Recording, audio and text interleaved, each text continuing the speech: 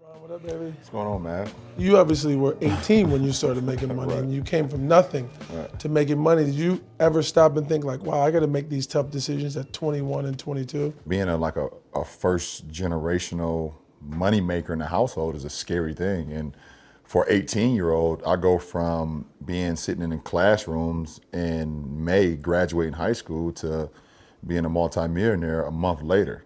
In It's June. insane. From when we were kids, I mean, I was thinking about these as I was preparing for this, that we dealt with this on like a high level. All of a sudden we were in this, like, for me, it was like, holy shit, now we're in this room and this shit is real. It's not like I had that moment. We were sitting in that room at Reebok and Paul Fireman was very smart. He said to you, I know you're going to go see Nike and Adidas, but I'm going to offer you $10 million today if you don't go see them and shake my hand. Right. He wrote you a $10 million check in that room and you turned it down.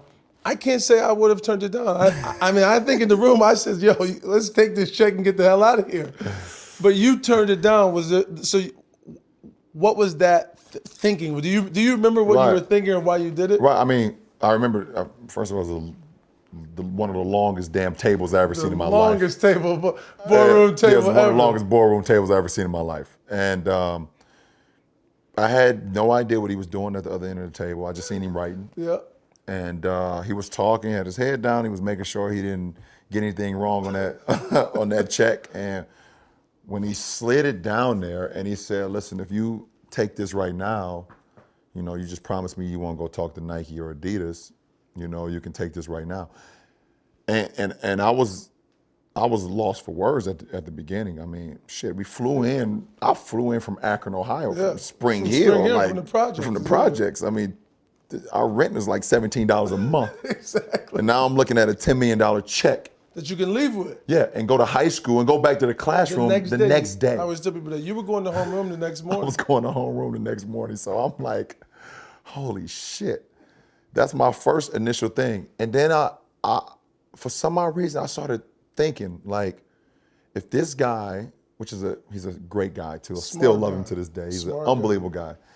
But if he's willing to give me a $10 million check right now, what is it to say that Nike or Adidas is not willing to give me 20 or 30, up front, or to say that maybe the upfront money is not even the biggest thing, maybe let's start thinking about the back end, and I've always, and that comes from, my uncles as well, just, never put all your eggs in one basket, and give it an opportunity, give people an opportunity to say what they got, to pitch themselves. And, we always say, listen, we're gonna hear all three companies. We wanna hear all three companies, what they have to say, what's their plan, and I still can't believe I left that $10 million. I can't believe it either. Was there a point that it really clicked for you? Like, okay, now I understand actually the difference between equity and money.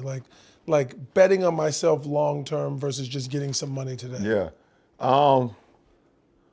I mean, that's a hell of a question right there. And I think when we started to look at our endorsement deals as partnerships, I think that's when a lot of it started clicking for me, of saying, you know what, we're not just here to hold your product, or we're not here just to talk your product. We're here to work with you to how we can figure out how that product may look better on that bookshelf, and how it can live sometimes without even me. Exactly. And once we started doing that, and I started seeing us become more and more and more seasoned at doing that, I was like, there's no reason why we can't start our own thing. Yep. To a point where we can have our brainstorming opportunities, where if we come up with something, people want to buy what we got. Of course. Yep. And I think that's what a lot of it had to do with. And just to say that you bet on yourself and you started from the bottom. Yep. You started from the bottom and you've created something where you can look at it and say, wow, we did that. We did that. And we own that. Yep. And we own that. That's a really cool thing. We both invested in Blaze. It's obviously done very well. But you had a great contract with McDonald's that was set to pay you. I mean, you had another $14 or $15 million left guaranteed. And I came to you with the idea that, hey, I think if you let's get rid of McDonald's, you'll give away that money. You won't make that money, but there's a better investment. I think we can invest in this thing that A, better fits where you're going as a person, your lifestyle, and B, I think it's a better business idea. What is it about that you went, I'm okay, I trust that, I believe in that. Let's do that, man. I believed in the actual product first. And like I said, it was a great partnership with McDonald's. We had a great time. We did some great things on television, and we did some great things over the years.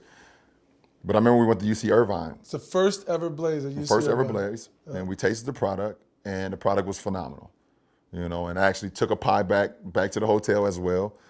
And then you came with me with the proposition that we could actually own our own and be franchisees of a couple cities in America.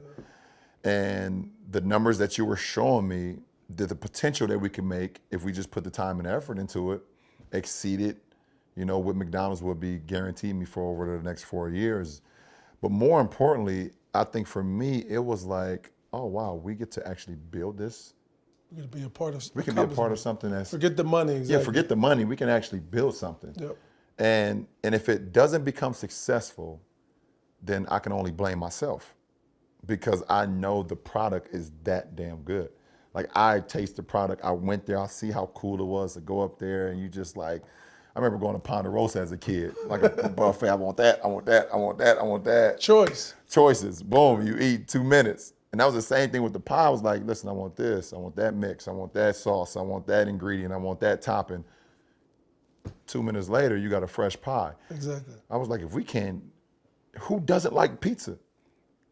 I don't know a person in the world that doesn't like pizza. I don't care what kind of diet you are. Everyone loves pizza.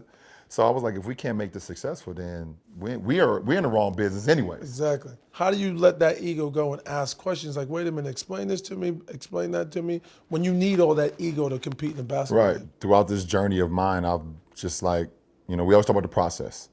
You know, in the process of me trying to become the greatest of all time or maximize, you know, my potential as a player, I also have to be able, once I leave battle or leave competition, to have to accept the fact that there's certain things that I maybe don't know or don't know enough of, so I have to ask questions. You know, it's a challenging thing, but at the same time, I know that once I get off the floor, there's gonna be more time in my life spent off the floor than on the floor. That's a good way to look at it, yeah.